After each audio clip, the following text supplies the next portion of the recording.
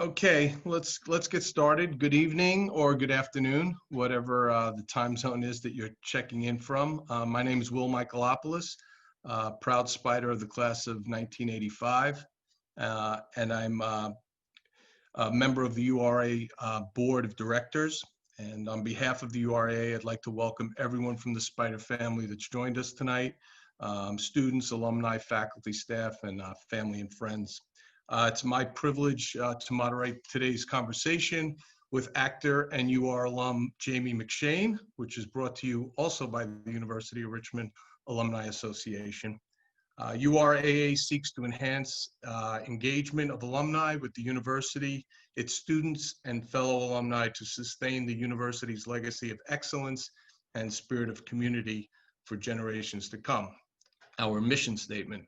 And I'd add that I'm very, very proud of the vast and varied ways our alumni community has stepped forward during these past several months, during really difficult times during the pandemic.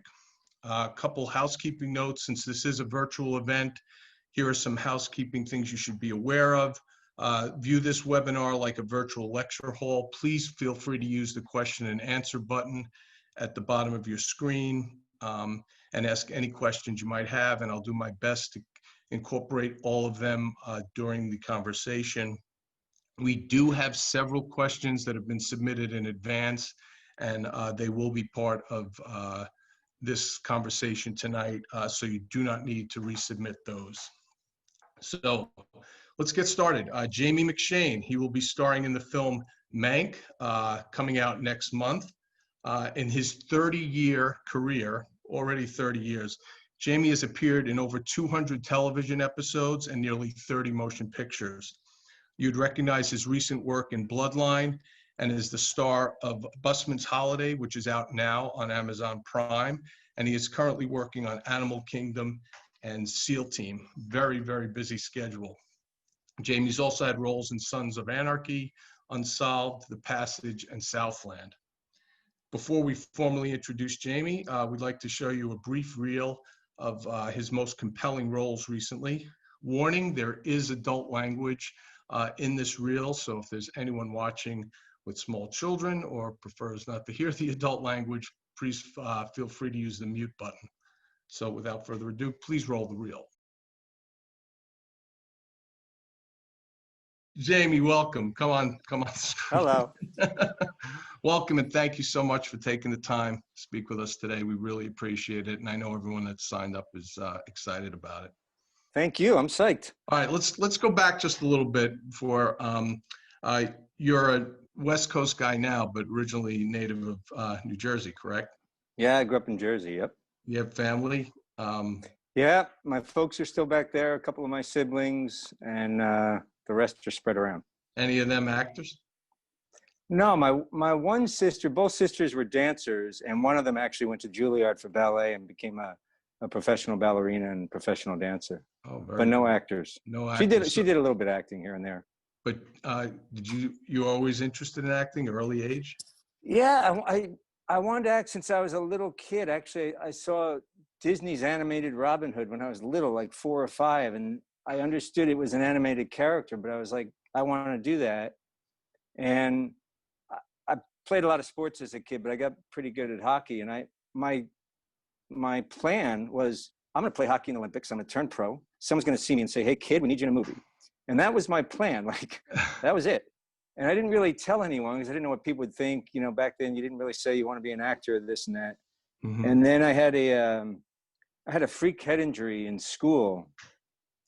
When I was leaving school and there had been sawdust on the floor and it got on my shoes and I slipped on the sawdust and I fell back and my head just smashed on the floor and my skull cracked and it cut the artery. Oh my goodness. Yeah, it was a mess. So I had like 2 brain surgeries and somewhere in between there, they told my parents I wasn't going to make it, blah, blah, blah, blah. I came out of that and then my whole who I could be was totally different and who I was allowed to be because I was still Jamie, this little hockey player and pretty tough little kid. And all of a sudden I was this freak with the helmet. And, oh, wow. And then I sort of just kind of gave up on the idea of the acting. You also, when we talked, you also played tennis, right? Yeah, because I couldn't play hockey or soccer or baseball or anything else anymore, I started up tennis. Oh, okay. Um, and after that, let's move to kind of your Richmond experience. As a member of the Okay. alumni recruiting I'll committee. try to remember. Okay, all right. I know we're only a few years apart too. So um, I'm a member of the alumni recruiting committee, so I've interviewed dozens of potential spiders over the years.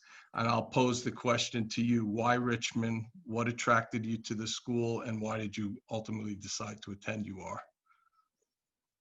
Ultimately, I just fell in love with the campus. Mm-hmm. So I'd been recruited by Fordham, Rutgers, and Scranton for tennis. No one was offering me much money at all, if any. But I went down to Richmond. A buddy of mine from high school was like, "Hey, I'm going to go this weekend to Richmond. I want to check it out." And my cousin Joe Newberg was at Richmond a year above me. So I'm like, "All right, I'll go." And I got to the campus, and I just fell in love with it. I applied Yeah. early decision, got deferred, and then got in regular. Okay. Very good. Um, and what was your major? How did you decide on your major? My major was English. Really?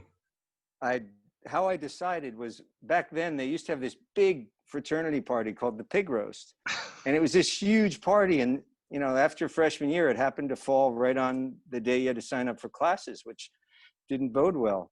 And you would hope you would get an early time slot, so you weren't partying too much. But I had a very late time slot. They probably went alphabetically, and I remember being there to sign up for classes, and I had a piano key tie around my head and a kind of ripped Hawaiian shirt, and a buddy, Greg Sloiter, was like fixing me up, and he's like, "All right, go in." So months later, I found out that I'd signed up. I got all my classes plus advanced sailing, which was interesting. And Oh, like, and then I went to my counselor. I'm like, "You're not counseling me anymore." And he goes, "Well, you declared your major." I said, "I did." He goes, "Yeah." I go, "What is it?" He said, "English." I said, "Oh." And he said, "Is that what you wanted?" And I said, "I was going to decide between English and history, but I guess so." And that was that. that was that. Did any acting while you were at UR? No. So like high school and college, like I had kind of given up on that idea. Like after I got hurt, I figured everyone, like I said, wants to be an actor, a rock star, a pro athlete. And a lot of theater that I knew of back then was all musicals, and I had no interest, and I can't sing at all. At least in high school, that's all it was. Mm-hmm. So I was just clueless in college. I had no idea what I was going to do. I knew what I wanted to do, but I had no idea what I was going to do. Right. And during your UR days, you weren't Jamie McShane, right? You didn't go by McShane. No. So my real name is Jamie Simon, James Nelson Simon. And when I got into SAG, the Screen Actors Guild, the union, I got in and I was all excited. It's a big deal to get in. And they're like, "All right, what's your name?" They type it in, Jamie Simon. They go, "Nope, can't use it." I was like, "What do you mean I can't use it?" They said, "Well, there's a woman using Jamie Simon." I said, "All right, how about James Simon?" Nope, couldn't use it. So for the first like 8 years of my career, I went by Jamie Nelson Simon, and I never liked my middle name. And then a friend of mine said, "You got to go to LA and you got to get down to two names. And if you're going to keep Jamie, it's got to be a masculine last name." So I made up McShane, and then it's just stuck. Stuck. Wow. And then a bunch of years ago, I legally changed my name to James McShane Simon. So it's on my ID. Oh, very neat. Okay. So you didn't pursue acting in high school. You didn't pursue it in college. How did you get into this field? And you've had such a long career. Like, what's the story to get you there?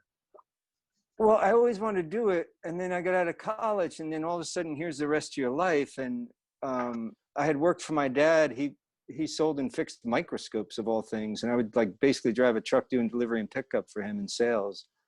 And I was doing that for the summer. And then I went down to Richmond the weekend of 4th of July after senior year. And I was riding back with a buddy of mine, and he's like, "What do you want to do?" And I'm like, it's the first person I ever told. I'm like, I want to be an actor since I was a little kid. I think I could do like TV and film.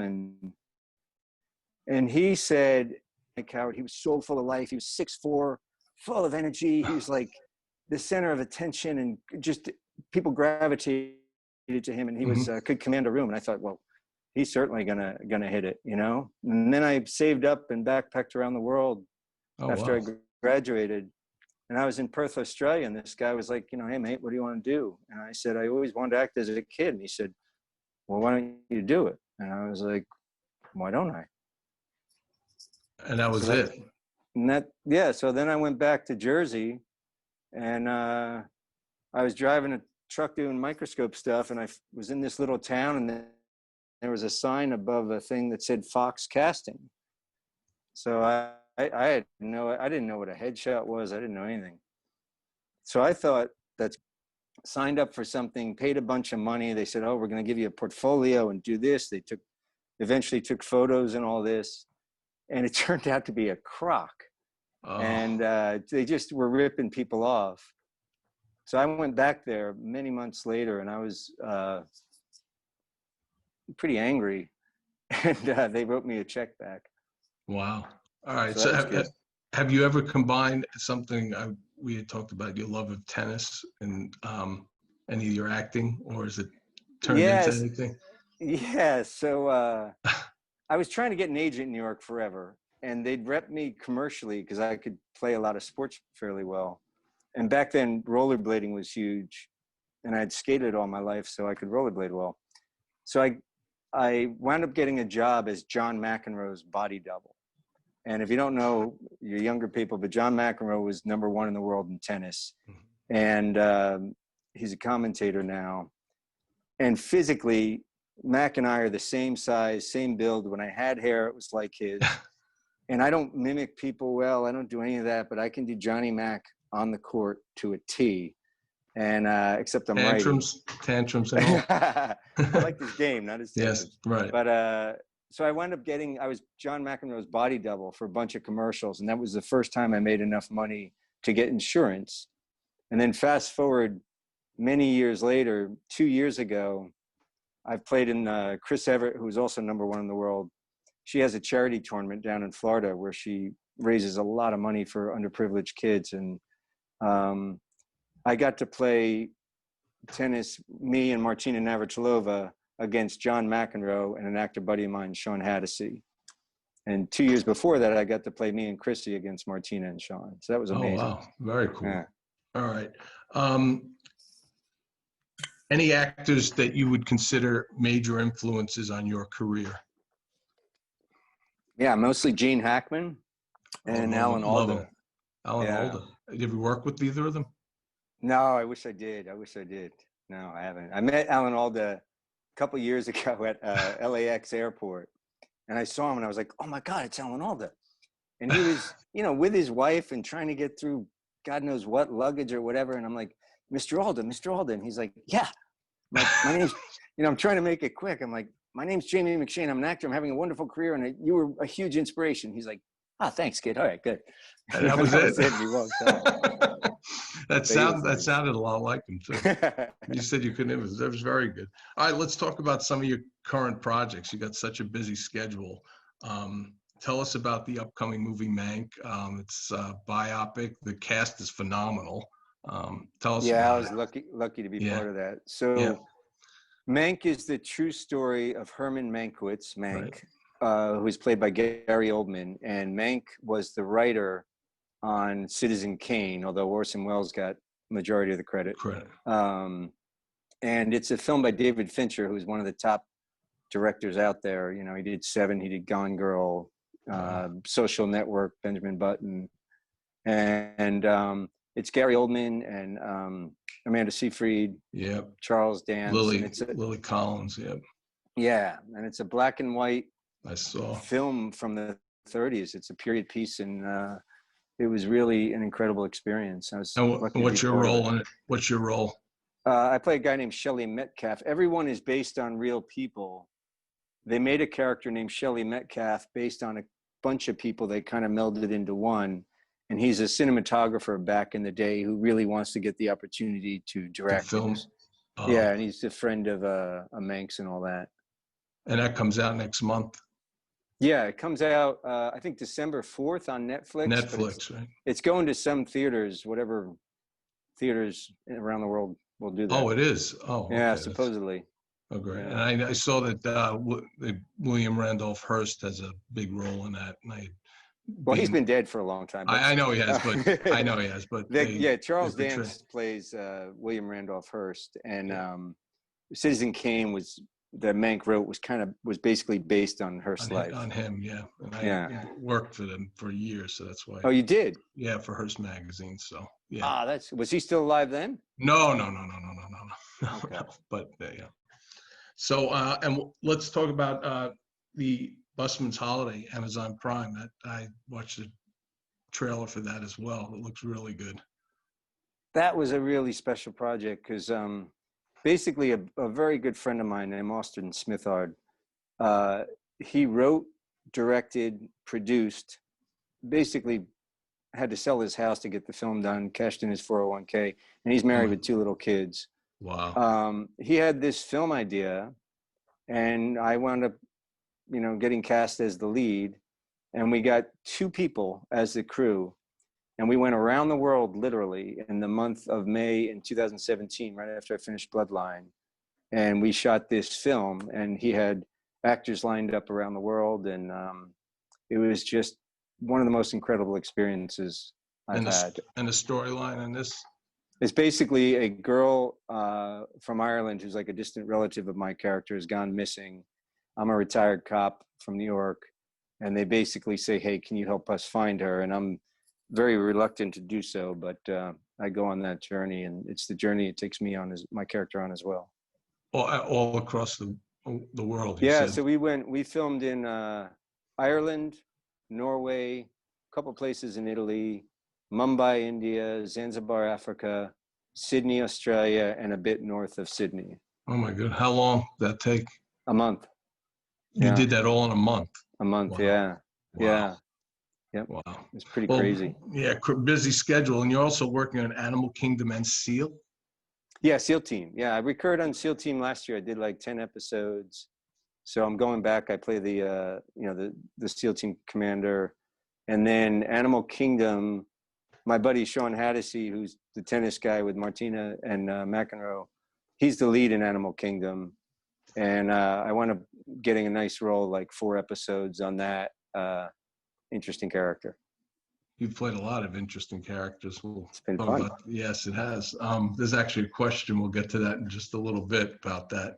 I want to switch gears a little bit. From your perspective, tell everybody who's joined us about how COVID and the pandemic has really changed, everything. It's changed. It's impacted everyone, but how has it impacted, pictures and what you do and how it's done? I mean, like a lot of us, everything just shut down. I mean, I think I was one of I got to shoot one of the last scenes. We were working Friday the 13th in March, and I was working on SEAL Team. I got there in the morning or midday, and then the word was, hey, we're going to shoot until next Friday.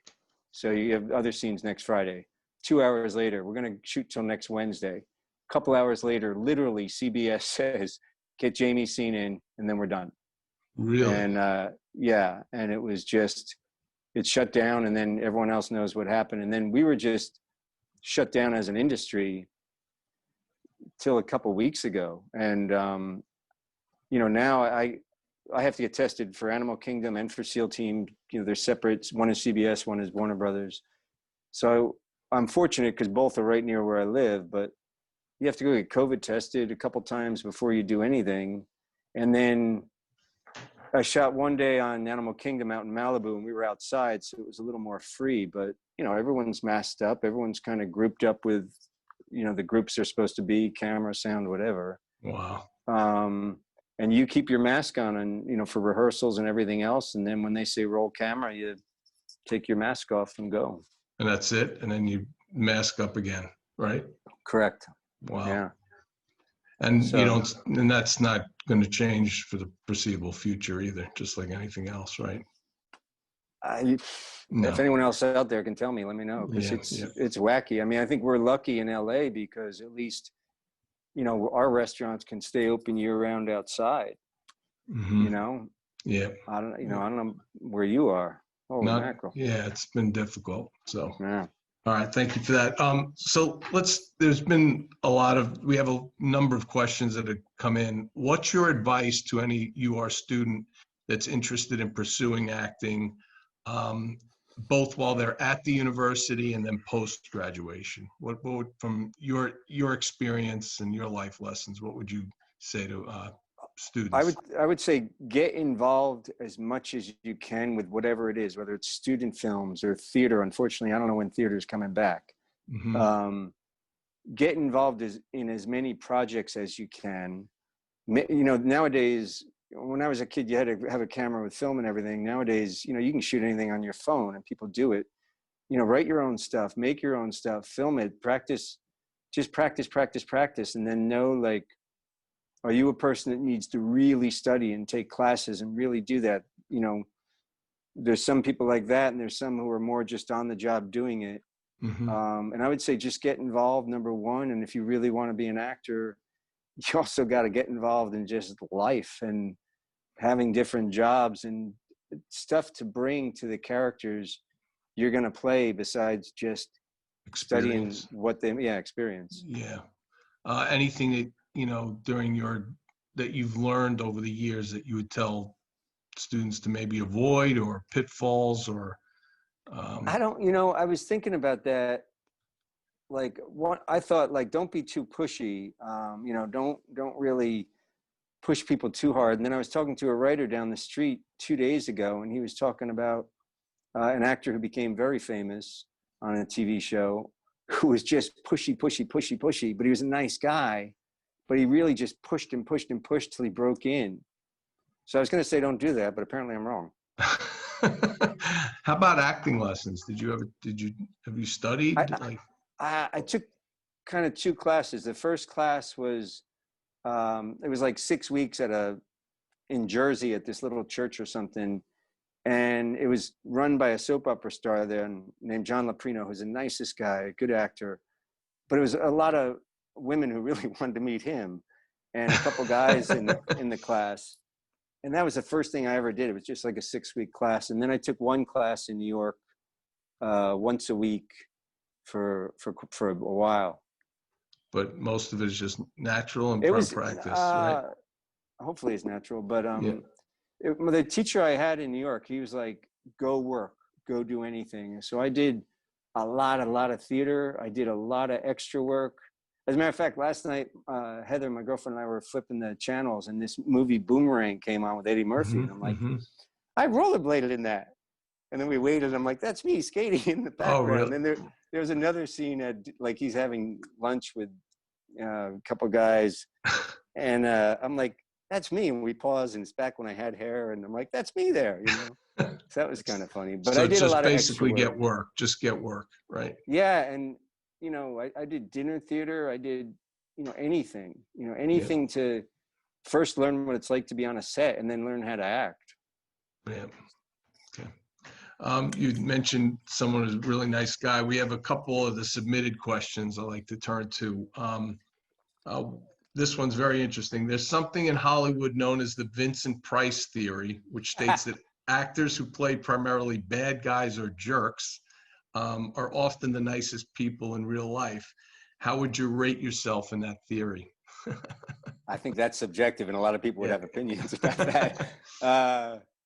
I have, hopefully not jerks. I've played a lot of pretty evil people, and I've played a lot of very damaged, like, guys who are world weary and grief stricken. And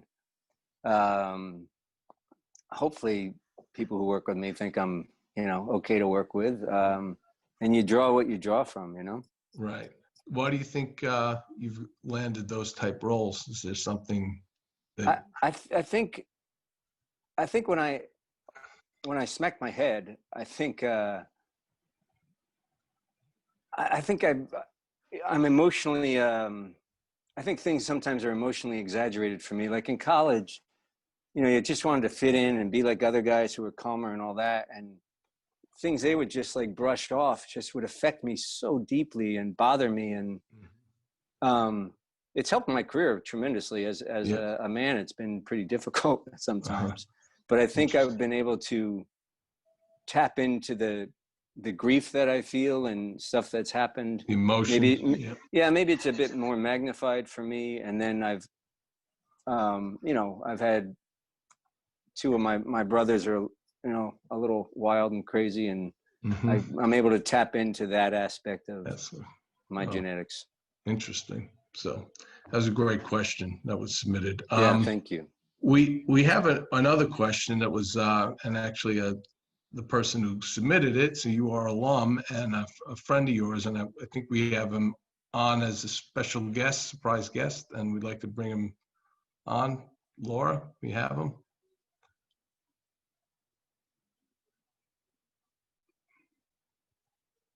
Maybe not. Houston, we do. Kyle Long. Coming in. Kyle Long, where are you? Hold on, buddy. I'm coming in. Hold on. All right. Come on, man. Land that plane. Hi, hey, Kyle. You grew a beard. 2020. Holy mackerel. How are you? All right. I'm good. Introduce yourself. Yeah, please introduce yourself for those who are here, and ask your question so I don't have to ask it, Kyle. Welcome. Oh, gosh. My name's Kyle. I'm class of 95. Jamie and I worked together on a show that I created called Unsolved, and I was fortunate enough to get Jamie in it. And what's really funny is it was really hard to get him for a variety of scheduling reasons and all this stuff. I didn't know he went to UR until we were just talking about it. Like, he's like, "Oh, why'd you cast me in the role?" And we were just talking on the phone, and then somehow Richmond came up. So very small world. Very small. Yeah. So Kyle created a show called Unsolved about the murder of Biggie and Tupac. Right. And you have to realize, when you create a show, you create hundreds of jobs. So he created the show, he wrote the show, he's an incredible guy to work with, an incredible writer, but he kind of passed over. I created a show that I can't tell you how many jobs you create. And, I get residuals from Unsolved when I couldn't work over the last 6 months. So it's a big deal what he did and does. Oh, well, that's very nice of you to say. But that's all I'm saying. That's nice. I just can't believe I've got to see you on Zoom. We live like a mile away. I feel like I moved. You did? Yeah, I moved to Burbank. We'll talk later. Okay. All right. So Kyle, please ask your question that you had submitted. It was a good one. Who's more difficult to work with, me or David Fincher? Who wants more takes? So David, I loved working for David Fincher. It's the second time I did a tiny bit in Gone Girl. He does an amazing amount of takes. Like, normally you shoot maybe, how many masters? 7 masters? 10? What do you think? Seems about right. I mean, he would do like 30 masters. We did scenes in Mank where, literally, without exaggeration, over the course of a couple of days, we shot over 300 takes on one scene, different camera angles and all that. Wow. He wound up scratching the whole scene, reshooting it later. We had makeup scenes for one. And the first day of shooting, we shot, 6 hours straight of one scene. And then we went to lunch and they're like, well, David doesn't like the way it's lit. It's a black and white film. And he has something very specific in his mind, and he's very open to other stuff. But once he locks in, I think he just has to wait till he finds it. And it was an amazing experience. Wow. Yeah. And you but still better working with me. But I love working with you too. Very cool. You were less takes. And Kyle, you had asked him about the Passage. That was one of your questions also, I believe. Did he know? No. No. I think that was somebody else. That was someone else. Yeah. Okay. But yeah, I'm happy to see you, Jamie. We'll catch up. It's great to see you, man. I hope we get to work together soon. Yeah, I do. So too. when you get off this phone, write me something, would you? Okay, I will do that. All right, you a text busy. saying, let's go get I have one more question. Is the Robin Hood pub still open, or did they close? The back is open. Okay. They put tables in that nice dirty parking lot, so we can meet Fantastic. All right, good. I'll All see right. you there. Yeah. All Thank right, you, guys. Kyle. Take Thank care. you. But Thank you, guys. Appreciate thanks it. for clicking in. All right. Thanks. All right, some more questions that have come in, and then we'll check the Q&A down below. Someone asked, did you know going into the passage that it would last one season, and if it continued, where do you think it would have led the story? No, we thought it was going to go. As a matter of fact, we were told they had opened a writer's room actually in Arizona. We shot all that in Atlanta, Georgia. Mm-hmm. And I mean, I thought it was a wonderful show. Ironically, it's about a pandemic that hits the world and alters everything, which is pretty much exactly what's going on now, except we don't turn into monsters. And Some of us do. Some of us do. Yeah. And it was going to follow the book series. It was a trilogy. And at the end of episode 10, the last episode of the first season, it kind of jumps ahead 100 years. And that's where the story would have gone. It would have followed the books. And we would have shot, I guess, in Arizona, where it would have looked desert apocalyptic rather than the sort of verdant apocalyptic that, what's that other zombie show? Walking Dead has, you know? Yeah, okay.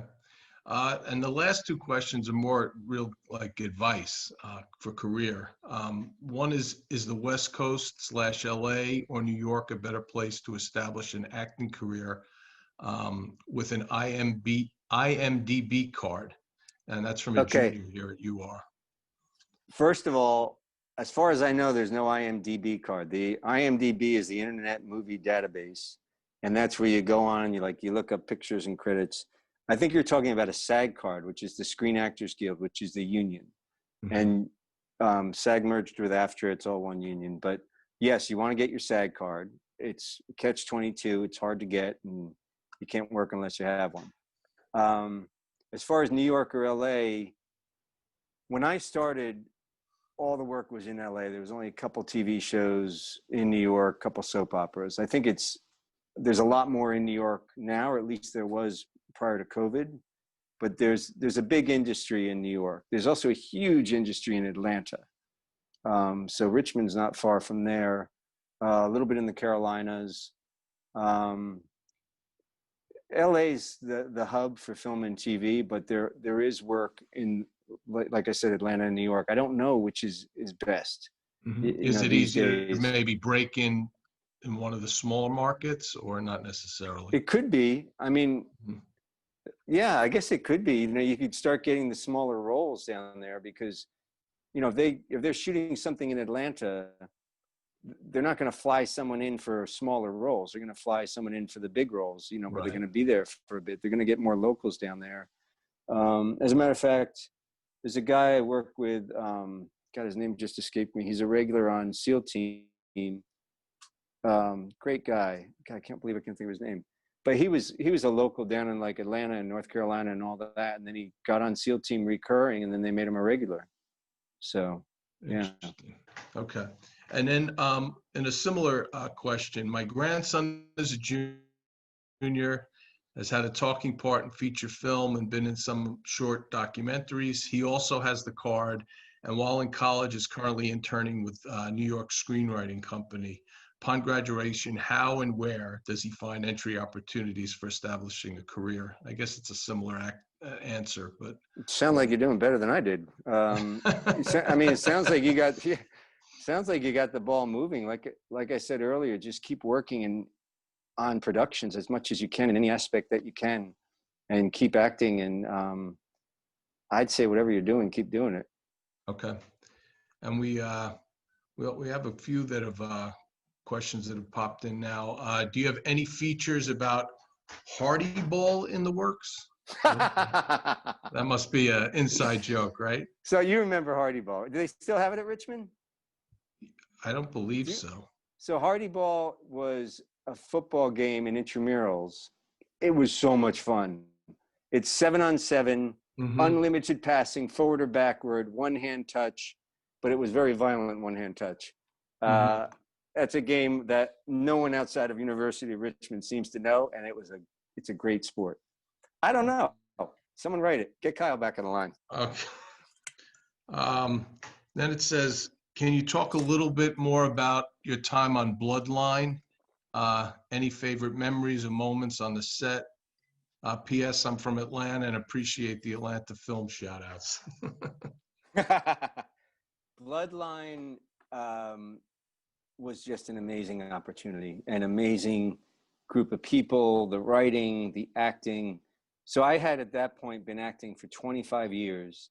And the goal as an actor, besides breaking into feature films and all, is to be a series regular on a show, because then you're really part of the fabric of the show. You're part of the team and you make a lot more money, and it's just different. So after 25 years of, being in the trenches a bit, I got Bloodline. It was my first series regular, and it was that show. And it was Right. A lot of movie stars weren't doing TV quite yet then, and Netflix only had House of Cards and Orange is the New Black. They hadn't really become Netflix yet. And we had Sissy Spacek and Sam Shepard and Kyle Chandler. So for me, it was like going from the minors to being in the majors. I'm third line, but they're letting me skate a lot. And it was just incredible and just a magical time. And to get to live in the Keys, the Florida Keys, or a place you're lucky if you get to visit, for a weekend and become part of the fabric of the Keys. That was just incredible. Okay, that's awesome. Yeah, I was very fortunate. Here's one. What advice would you give an aspiring actor performer during COVID while all the theaters are closed? And actually, this comes from my sister who's watching, and my sister's family's all performers, singers, classically trained singers. So my niece and my brother-in-law and my sister. So that's where that comes from. Man, that's a tough one, because I know theaters are just shutting down. I mean, I would keep working on your craft. Like, it's like a sport, you got to keep playing, you got to keep at it. And I would say, try to get into some film and TV if you can, if that's part of your interest. Because I mean, I don't know. I haven't done theater in 20 some years, and I don't know what's going to happen to that industry right now. Yeah, tough. Yeah, it's and really tough. Yeah.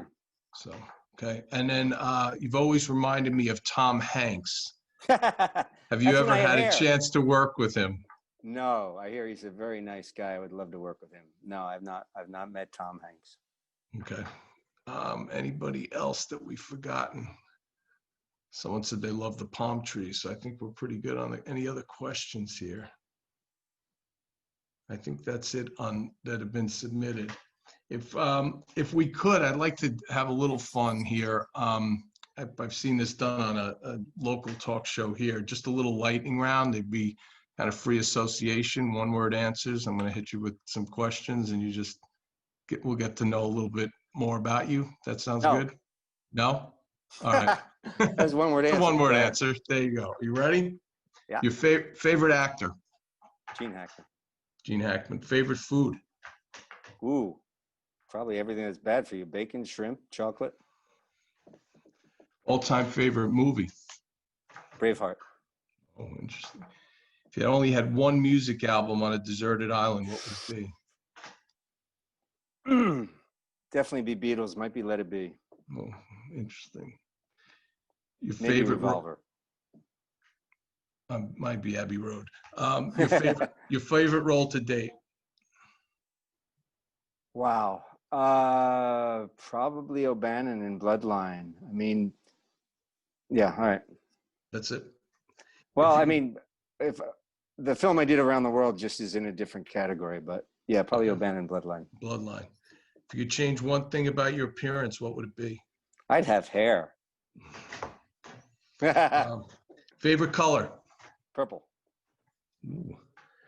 And what you most like about your days when you're not working that you like to do? I have a lot of freedom. I mean, especially if my kids are getting older. I was a stay-at-home mom, pretty much, and I was fortunate because I could still make a living. And I play a lot of tennis. I mean, I'm very fortunate. I have a pretty free schedule, so I would say my freedom. Very good. I think we might have one other. What is a typical day like on the set? That's a new question that just came in. Yeah, that's pretty cool. So you get there, sometimes, 4 or 5 a.m. It depends what scene you're in. You get breakfast, which is now all different because of COVID. And then you chill for a bit. And then when the makeup chair is ready, you go to hair and makeup, and they do whatever to your hair. They don't to me, but they do makeup. And that just depends. I mean, some shows, it's literally just sunblock for me. Bloodline was a long time in the makeup chair because they put tattoos on me and dirtied up my toenails and my fingernails and stuff. And then you go to set and you rehearse, and then there's a lot of waiting. It's a lot of hurry up and wait. And then you get your takes, your shots, and, wait around and just do your job. We got another question. What is your favorite Richmond memory? It's from Matt Felix. Hello, Matt Felix. Wow. There's too many. I mean, honestly, there's too many. I mean, parties, just the campus itself, certain girlfriends. Just, I think my whole experience with Pica, I was in the fraternity and the guys there, a lot of intramurals. I mean, I played a lot of intramurals because after I got hurt when I was a kid, I wasn't allowed to play anything except tennis. And then I went to Richmond. I wound up not making the team the first year. So I started playing all these intramurals because no one could say no. And I hadn't gotten to play that stuff since I was like 10. And then the next 3 years, they asked me to play, and I said no. Oh, should have. Yeah. We have, do you have any desires to branch out into writing or directing? It's from Jen Merritt. Hey, Jen. I've written a lot of poetry and some children's stories, like they'd be animated kids books written in rhyme. And I studied with this guy in New York who taught me to write rhyme and meter. So that I would love to get into publishing that. As far as screenwriting, I'm good with dialogue and I have ideas, but Kyle Long's a writer. I could sit down with someone and tell them some ideas, and directing, no way, it's out of my league. I don't see the whole picture. Oh, okay. It's just, I have no interest. Which is your favorite sibling from Mary Morrow? That's my sister. Definitely you. I figured. Oh, definitely. No, Okay. No one else is watching, I hope. Okay. We have Bustmans Holiday is the perfect COVID movie since we can't travel right now. Thank you for that. Talk about the scene when you were with the spiritual advisor and called him the Swami. I know that was Jamie Simon, not McShane. Is that from Wendy Butson? Yes, it is. Oh man. Okay. I love Wendy Butson. She was my year at Richmond. So when we got to India, we were supposed to shoot for 4 days all over the place. And the production company there thought we were a big Hollywood coming in, and they tried to screw us over a bit. And we were supposed to go out to this glorious temple and take a long train ride and all this. And they basically, the guy making the film, Austin, was like, all right, the hell with it. We're going to shoot everything in 1 day. So instead of going to this glorious place, he found a temple in the slums. I mean, in the slums. And he didn't change any of the dialogue, but it changed some of the inflection of me as an actor. Instead of saying like, oh my God, this, she came here. It's more like she came here. And I was talking to this guy who's supposed to be this guru, and I just kind of threw in Swami. I'm like, what do you think, Swami, or whatever. And the director liked it. So hi, Wendy. Hello, Wendy. Little ad-libbing. That's very good. Did your fraternity experience help your acting career in any way? Darren Voss. Hey, Davo. He gave me my nickname, Hymo. Okay. I mean, my nickname is Hymo. It came from John Lennon people called me Jaime. I said it was Spanish for Jamie. He said you need a Hebrew last name. He called me Jaime Abramowitz. I spelled it O'. And Devo, Darren Voss, they were getting me a jersey to play on a sport, and they couldn't fit it all in, so he put HYMO, and it just stuck. I think everything helps, with your acting. I think any experience you've had, and I had wonderful, wonderful experiences with great, great friends there, you know, so I think everything helps. Yeah. Okay. And also they use your name, Jaimo. Talk about your tennis coach and good friend in LA and the effect he's had on your life and acting, from Scott DeBerg. Hello, DeBurglar. I had a tennis coach named Zach Clayman, who I would hit with, and he kind of made this thing called Zennis, which is like tennis Zen. And it's basically getting into playing your game, but being much more mindful rather than trying to think about what to do, kind of flowing into it, and almost like therapy, but on the court. And it was just an incredible experience. And he was very good to me. Is that translated all with what you do now? Absolutely. I Yeah. mean, it translates with, you know, with roles, with life, with, you know, everything, dealing with kids, tennis, everything. Yeah. We talked about your current projects. What's in the future? You have anything else lined up you can talk about, or? I don't know. I mean, I've had a bunch of auditions. I mean, unfortunately, you can't go in the room anymore and, you know, audition and meet the director and the producers and get a feel for the room. You just have to put it on tape and send it in. But Oh, wow. I've had some good, you know, some big roles for some series that are coming up, a couple films, one shoots in New Zealand. It's just kind of crazy because now, like, say I got a job in Vancouver where they shoot a lot. Before, I used to be able to, like, you go to Vancouver, maybe come back for a bit, go back and forth a bit. Right. But now it's like you have to go somewhere, And stay quarantine there. for 2 weeks, and then stay. And, you know, New Zealand's gorgeous, but it's pretty far away. So I'm not sure what's coming up yet, Okay. other than SEAL Team and Animal Kingdom. Plenty of work coming ahead. Any other questions? We're getting close to wrap up time. No, nobody's posted any others? We do have one. Are there any actors you love to work with? Who has been your inspiration? Dave Kane, Slice. Hey, Slice. God, there's a lot of people I'd love to work with. Gary Oldman was amazing to work with. I would have loved to have worked with Gene Hackman or Alan Alda, but that's getting a little late in the tooth there. Yeah. I would love to work with Kate Winslet. I Oh. mean, I think she's incredible. God, there's just so many actors out there I'd like to work with. I mean, I don't know. There's just a ton. I mean, I would have put Gary at the top of the list, and I got that one. I mean, I'd love to work with Ben Mendelsohn and Kyle Chandler again. Mm-hmm. I don't know. I gotta ponder that one. Okay, that one, a question came in also. What was it like working with Kyle Chandler? Fantastic. Yeah. He became one of the closest friends I've ever had in my life, and he's a great guy. He's a wonderful actor. He's funny. He's quirky, and he knows his craft, and he's very good at it. He's just a great human. All right. Any other last minute questions? Well, otherwise we'll wrap up. Will you be coming to Richmond for the next reunion in 2023? Great question. I mean, if we're allowed to, most likely, yeah. Yeah, mine got postponed. We're hoping to have it this coming May. We'll see. So, Yeah. all right. With that, we want to thank you so much for joining us, Jamie. It's been a pleasure meeting you and talking with you. You're a great storyteller too.